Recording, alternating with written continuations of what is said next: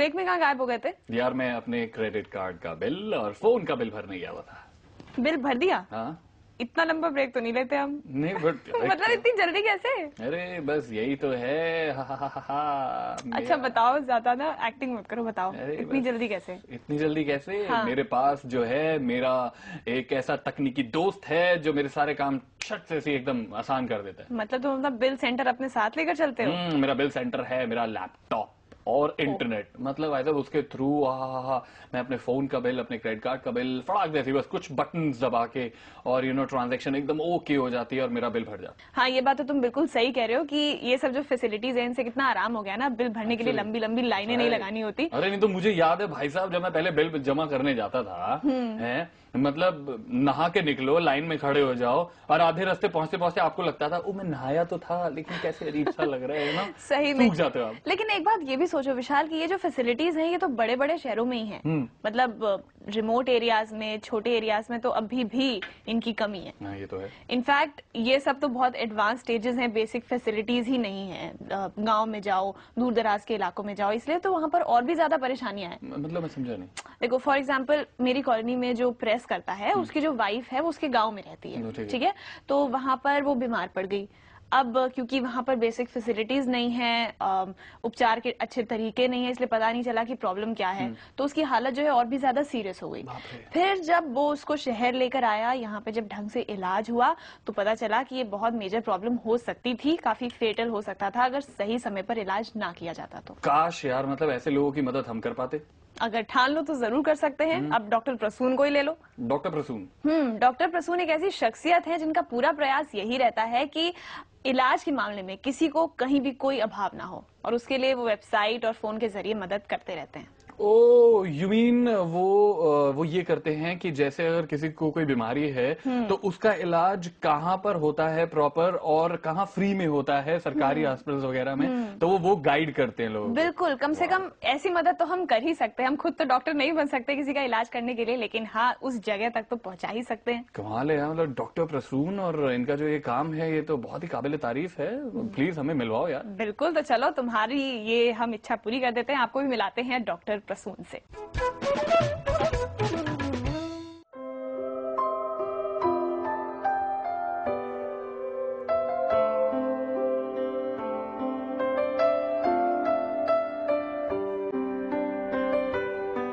जिंदगी कब किस मोड़ पर बदल जाए ये कोई नहीं जानता। किशोरी प्रसाद काफी साल से दिल्ली में फलों की रेहड़ी लगाकर अपना गुजर बसर करते हैं। इस काम में बहुत कमाई तो नहीं, लेकिन अपनी जिंदगी से उन्हें कोई शिकायत भी नहीं। अचानक एक दिन उनके शरीर में हुए छोटे से जख्म ने उन्हें एक बड़ी तकलीफ के सामने ला खड़ा किया। हमें जाकर पैर में तकलीफ था 2 साल से। हम इधर उधर भटकते थे, सरकारी हॉस्पिटल या प्राइवेट हॉस्पिटल वाले कोई 60,000, कोई 70,000 रुपया, कोई 80,000 रुपया भी मांगे। हम गरीब आदमी नहीं दे पाए। इसी बीच में हमें डॉक्टर साहब से मुलाकात हुई। डॉक्टर साहब के माध्यम से राम मनोहर लोहिया हॉस्पिटल में हमें ऑपरेशन हुआ, जो कि अभी 95% ओके है और हम बिल्कुल स्वस्थ है, अभी चलने फिरने लायक है और काम हम कर रहे हैं। इन्हीं की तरह बिहार के विपुल कुमार की जिंदगी भी उनसे रूठ गई थी। आइसक्रीम बेचने वाले विपुल की जिंदगी उस दिन कड़वी हो गई जब एक हादसे की वजह से उनका शरीर लाचार हो गया और रोजी रोटी खतरे में आ गई। मैं असम में 2005 में असम गया था, वहाँ पर कुआं पर फिसल गया था, तो मैं पटना आया। पटना आकर के ऑपरेशन करवाया और 2007 में इसमें से स्टील निकलवा लिया। स्टील निकलवाने के बाद मैं बहुत बढ़िया था, चलने फिरने में कोई परेशानी नहीं था, लेकिन इधर ये 10 महीना से बहुत ज़्यादा पैर में दर्द होने लगा। दर्द के वजह से मैं चल नहीं पाता था। जब तक मैं ऑपरेशन नहीं करवाया तब तक मैं अपाही बन गया था। अपाही बन गया था, डॉक्टर साहब ने सहयोग किया, उन्हीं के सहयोग से मेरा ऑपरेशन हुआ। उसके बाद मैं काफ़ी ठीक हो गया हूँ। अब अपना मैं रोजी रोटी में लग गया हूँ, मैं बढ़िया पैसा कमा रहा हूँ, अब हमें कोई परेशानी नहीं है। विपुल और किशोरी जैसे कितने ही हजारों लोग दिल्ली में अपना इलाज कराने के लिए आते हैं। किस बीमारी के लिए कौन सा अस्पताल और कौन से डॉक्टर सही हैं, इसकी जानकारी ना होने की वजह से बड़े बड़े अस्पतालों के लंबे लंबे पर्चों में फंसकर अपनी जिंदगी को दांव पर लगा देते हैं। ऐसे ही लोगों की तकलीफों की दवा बनकर आए डॉक्टर प्रसून। मैं गंगाराम हॉस्पिटल में आज से पहले काम कर रहा था। रात्रि का समय था। लोग बिहार, यूपी, हरियाणा हर तरफ से आते हैं और यहाँ इलाज कराते हैं और चले जाते हैं। तो इसमें प्रॉब्लम यह आती है कि हॉस्पिटल में बेड तो लिमिटेड हैं। अब being private hospital, overloaded patient को तो आप इंटरटेन कर नहीं सकते हैं। तो इस कारण से क्या होता है, कुछ पेशेंट्स को दूसरे जगह भेजा जाता है कि भाई हमारे पास बेड नहीं है, आपको कहीं और शिफ्ट होना। वैसे मरीजों को हेल्प की जरूरत पड़ती है। वैसे मरीजों और ज्यादा अटेंडेंट परेशान हो जाते हैं, क्योंकि एक तो ऐसे ही दुखी है मरीज के परेशानी से, और साथ में जो है बेड ना होने के कारण इनकी परेशानी और बढ़ जाती है। ऐसी ही अनसुलझी परेशानियों को देखते हुए डॉक्टर प्रसून ने कुछ करने की ठानी और लोगों को मुफ्त में ही काउंसलिंग करना शुरू किया। एक नई सोच की बदौलत कई समस्याएं धीरे धीरे सुलझने लगी। हमारे यहाँ के लोगों में एक टेंडेंसी है, कहीं से भी आया दिल्ली जाना है और दिल्ली आके हमें एम्स में दिखाना है। हर एक बीमारी के लिए एम्स जाने की कोई जरूरत नहीं है। इसका इलाज आपके पास में भी हो सकता है कि लोकल टाउन में ही आपका सॉल्व हो जाए।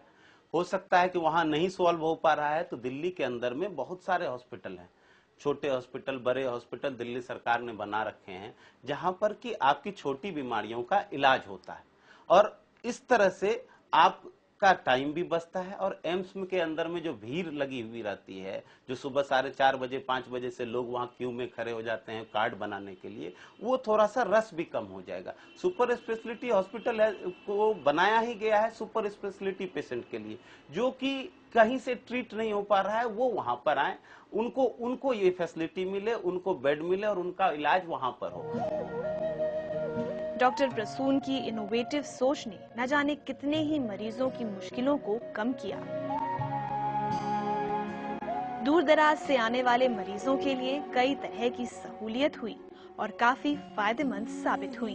लेकिन इस मुहिम में कुछ परेशानियां भी थीं। इन सब में फंड्स की जरूरत पड़ती है। फंड्स तो हमें कहीं और से तो मिल नहीं पाता था, तो जिसके कारण से हमें भी परेशानी होती थी और कि हम थोड़ा कम हेल्प कर पाते थे। तो मेरे दिमाग में एक बात आई, क्यों ना आज जो अब्रॉड से पेशेंट्स आ रहे हैं ट्रीटमेंट के लिए, तो क्यों ना हम उनसे कुछ उनको भी फैसिलिटेट करके 2 पैसे अर्न करके इस सोशल वर्क में हम लगाएं। धीरे धीरे डॉक्टर प्रसून की इस मुहिम ने देश भर में अपना नाम फैला दिया। इतना ही नहीं, विदेशों तक दिल्ली मेडिकल टूरिज्म का नाम चर्चित हो गया और आगे चल के विदेशों में रहने वाले लोगों की काउंसलिंग भी शुरू हो गई। ये 2010 में हमने वेबसाइट बनाया, 2010 जनवरी में। उसके बाद जो है हमारा रिस्पांस थोड़ा बहुत मिलना चालू हुआ। तो स्टार्टिंग में हमने फैसिलिटेट किया, अब्रॉड से पेशेंट्स आए, वो कुछ चार्जेज हमें फैसिलिटेशन फी देते हैं, वो पैसे हमें इकट्ठे होने लगे। धीरे धीरे जो है अब्रॉड में भी हमारे पेशेंट्स बढ़ गए। आज के डेट में हमारे पास लगभग 100 मरीज जो है अब्रॉड से आ जाते हैं। दिल्ली मेडिकल टूरिज्म को प्रमोट करने में और दुनिया के हर कोने कोने तक पहुंचाने में डॉक्टर प्रसून की पत्नी की अहम भूमिका रही। डॉक्टर प्रसून की पत्नी ने हर मोड़ पर, हर कदम पर उनका साथ दिया।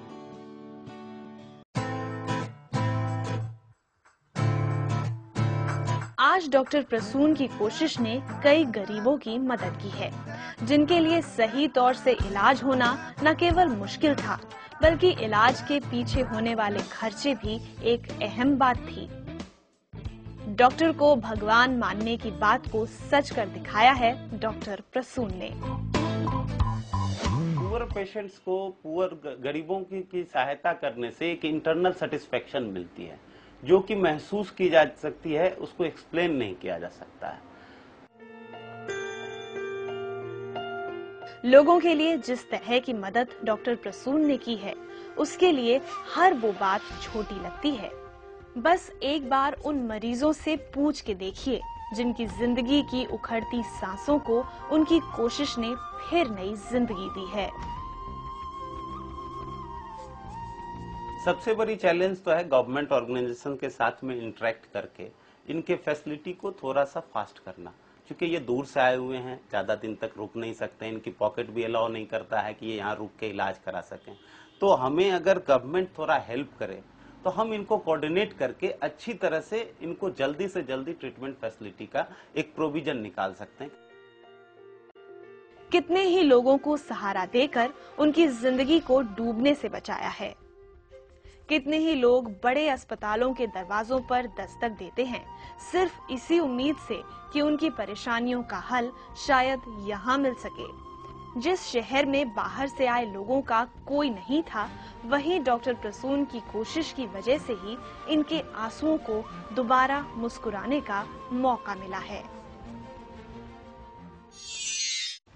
यार ये हुई ना, मतलब सही मायने में मदद। मतलब किसी को अगर सही तरीके से गाइड कर दिया जाए और उसको सही जगह दिखा दी जाए, और स्पेशली उस टाइम पे जब उसको बहुत ज्यादा जरूरत है, तो मतलब कितना महान काम हो सकता है यार, कितना बड़ा पुण्य का काम हो सकता है। बिल्कुल। और वैसे भी जब भी आप बीमार होते हो, स्पेशली ऐसे एरियाज में जो ऐसे लोग रहते हैं जहाँ पर जो बहुत ज्यादा खर्च नहीं कर सकते और फाइनेंशियल क्राइसिस में रहते हैं, उनकी अगर आप इस तरह से मदद करते हैं तो इससे अच्छी बात नहीं हो सकती। एग्जैक्टली मतलब कई के लोगों के लिए क्या होता है, जैसे कई के लोगों के दिमाग में होता है, कुछ हॉस्पिटल्स जो हैं बहुत ज्यादा फेमस हैं तो वो उनके दिमाग में रहते हैं। लेट्स से अगर मेरे पैर में दर्द हुआ बहुत ज्यादा, तो मुझे सिर्फ उस फलाना हॉस्पिटल के बारे में पता है तो मैं वहां चला जाता हूँ कि हाँ वो वेल नोन है, तो मैं वहां पे जाके इलाज करा देता हूँ। और बाद में पता चले कि खर्चा बहुत ज्यादा हो गया और वहां पे इलाज भी ढंग से नहीं हुआ। क्यों? क्योंकि वो जो एक जो पर्टिकुलर चीज के लिए वहां पर जो जिस इलाज की जरूरत मुझे थी वो वहां पे नहीं होता। राइट। वहीं अगर ऐसे में मेरे को ऐसी मदद मिल जाए कि कोई एक ऐसा सरकारी अस्पताल जहां पे फ्री में मेरा इलाज हो रहा है उसका, और एग्जैक्टली उसी बंदे से हो रहा है, उसी डॉक्टर से हो रहा है जो पर्टिकुलर उसी चीज को देखता है, तो मेरे लिए कितनी मतलब आरामदायक चीज होगी और सही चीज होगी। बिल्कुल सही बात है। यानी डॉक्टर प्रसून आप वाकई बहुत अच्छा काम कर रहे हैं। एग्जैक्टली। और इसको प्लीज आप कीप इट अप और डोंट वरी, हम आपके साथ हमेशा रहेंगे इस मुहिम में। आई थिंक इसी नोट पे हमें एक ब्रेक लेना चाहिए। तो ले लेते हैं। तो व्यूअर्स ले रहे हैं बहुत छोटा सा ब्रेक, कहीं मत जाइएगा, जल्दी वापस आएंगे।